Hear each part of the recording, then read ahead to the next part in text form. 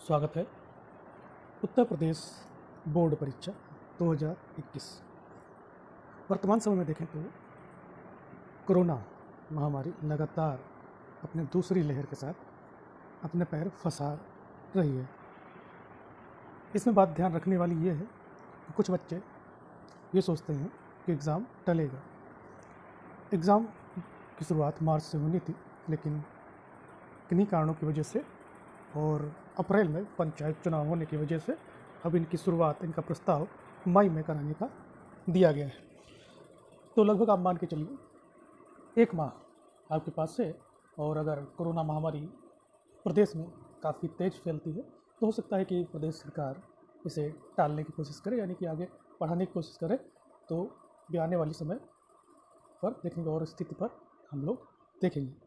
फिलहाल इस वीडियो का मतलब ये है कि उत्तर प्रदेश बोर्ड परीक्षा में कई विद्यार्थी भाग लेते हैं, वो चाहे 10th क्लास हो यानी कि हाई स्कूल, इंटरमीडिएट यानी कि 12वीं की क्लास।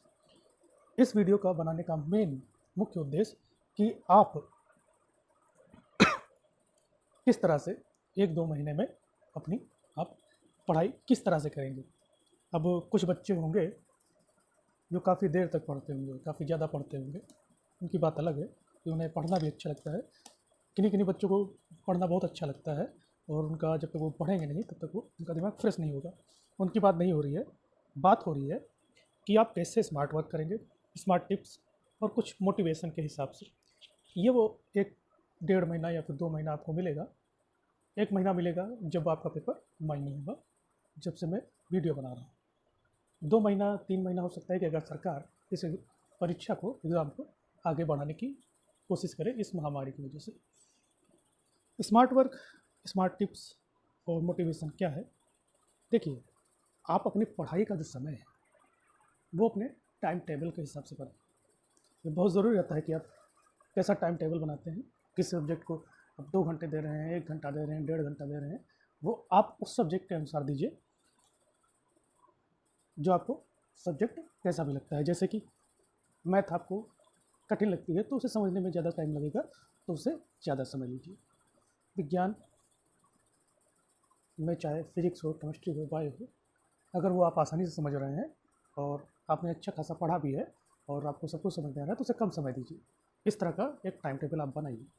बना सकते हैं आप अपने दिमाग के अकॉर्डिंग, लेकिन अकॉर्डिंग आप ये समझ के चलिए आपको टाइम टेबल बनाना है।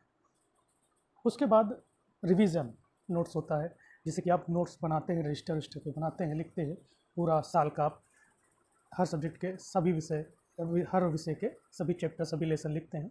उनमें कौन कौन सी चीज़ महत्वपूर्ण है और आपकी परीक्षा में पूछी जा सकती है, आपको ऐसा लगता है, तो आप उन्हीं का रिवीजन कीजिए, क्योंकि टाइम कम है।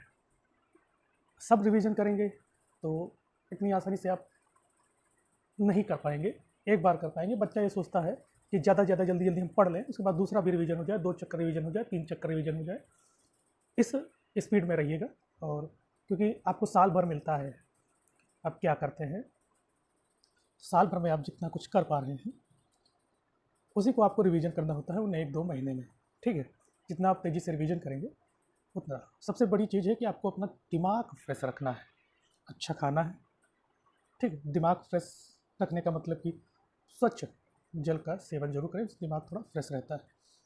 जब दिमाग फ्रेश रहेगा तो आप जब पढ़ेंगे, जो आपके दिमाग में फीडिंग होगी आपकी पढ़ाई की, वो थोड़ा अच्छी होगी और बढ़िया तरीके से होगी। और ये सीजन अप्रैल है, 9 अप्रैल से आईपीएल भी शुरू होने वाला है। और अब जैसा कि हम लोगों को पता है कि इंडिया में क्रिकेट की लोकप्रियता किस स्तर तक है। आईपीएल हर बच्चे से लेकर नौजवान से लेकर बूढ़ों तक पसंद है। तो आईपीएल ये आपके लिए, आपके एग्ज़ाम के लिए एक अच्छी खासी रुकावट बन सकता है। तो थोड़ा आप इसको देखिए, ना कि मैच, क्योंकि मैच देखेंगे तो काफ़ी अच्छा समय आपका चला जा सकता है। ठीक है, तो एक बिंदु ये भी था रिवीजन नोट्स। और एक चीज़ होता है प्रीवियस ईयर के पेपर, जो पिछले साल के पेपर हैं उन्हें आप ज़रूर देखें, आपको पता चलेगा किस टाइप के प्रश्न आते हैं। और सब पूरा आप ये नहीं कि 1998 1982 ऐसा उठाकर मत चलिएगा पेपर।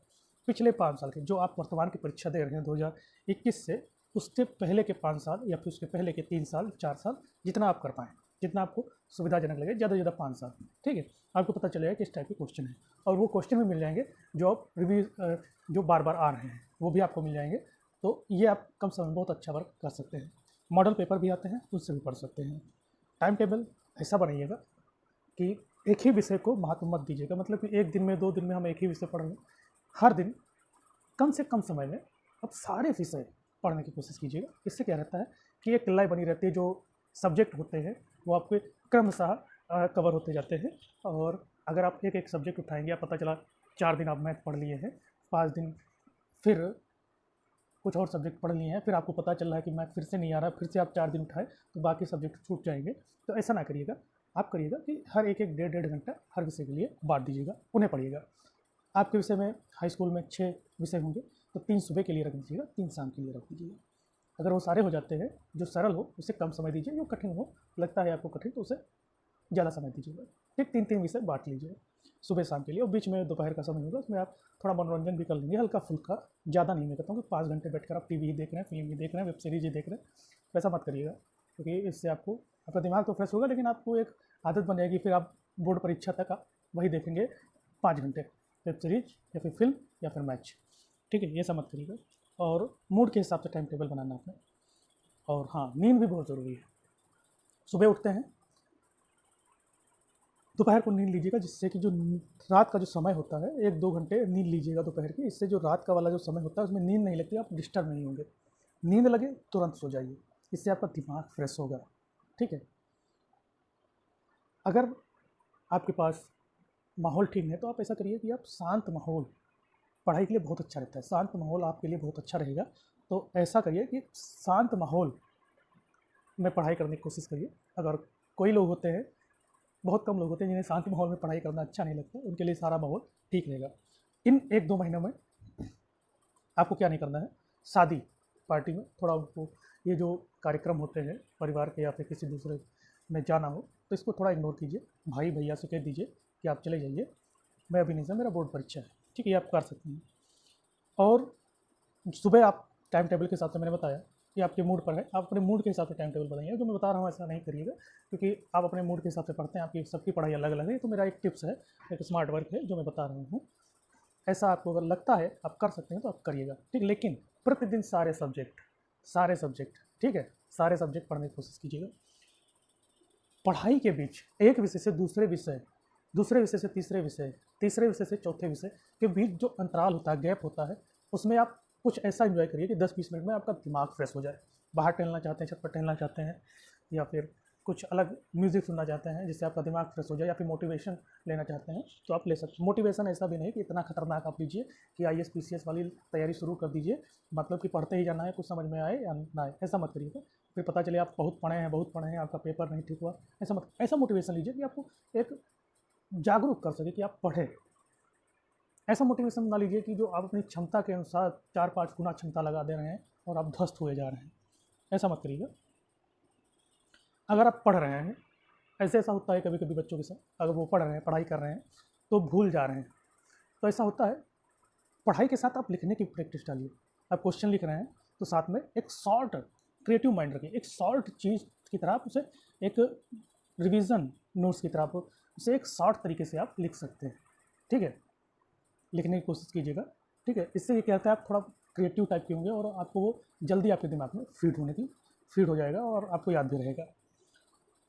जब आप पढ़ाई करते हैं तो आपको लगता है कि आपको कुछ नहीं याद आ रहा है। जब पेपर के समय, ऐसा कई बच्चों के साथ होता है, उन्होंने बताया भी कि जब हम पढ़ते हैं तो हमें कुछ नहीं याद रहता है, लेकिन हम पढ़ते हैं, उसके बाद जब पेपर आता है तो वही सब याद आ जाता है।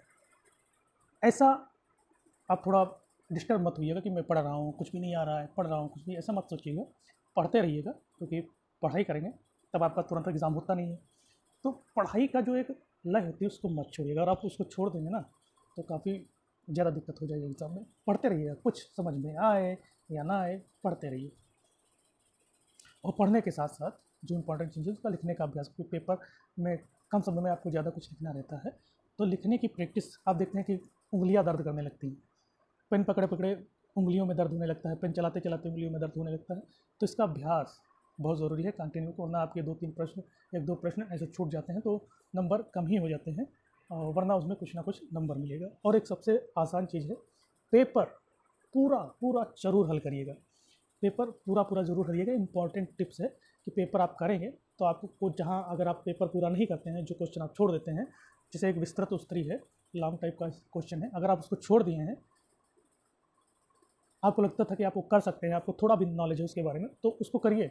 जहाँ आपको 5 नंबर नहीं मिलने वाले थे, वो क्वेश्चन आप थोड़ा भी किए हैं, तो एग्जामिनर उस देख कर आपको नंबर भी दे सकता है।